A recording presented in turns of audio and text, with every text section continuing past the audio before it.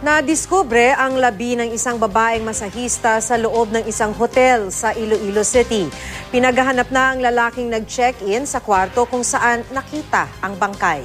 Makibalita tayo kay Jennifer Muñasa ng GMA Iloilo. Nakitang patay sa loob ng isa sa mga kwarto ng Majaas Hotel sa Iloilo City ang isang babaeng napag-alamang masahista. Mag-isa ang babae nang madiskubre ng mga empleyado. Ang sa amon to, kaya ba si mapahuway pa ba si ma-extend pa sila. Kung nanuktokin kami dugay amon tuktok. Binuksan na lang namon kay check out time na mo. 12 dapat. Huwag gid nga sabat. Inaalam ngayon ng pulisya kung anong ikinamatay ng masahistang nakilalang si Maria Alma Tambalo, taga San Remigio, Antique. Walang nakitang sugat sa katawan ni Tambalo. Ayon sa pamunuan ng hotel, isang lalaki ang nag-check-in sa kwarto kung saan nakita ang patay na babae. Noong January 4 pa raw nag-check-in ang lalaking nagpakilalang si Jay Razon alias Alvin.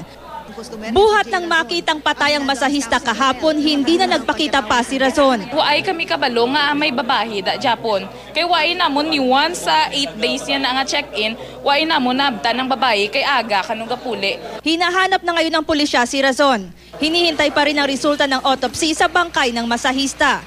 Jennifer Muñasa, Nagbabalita, Pilipinas.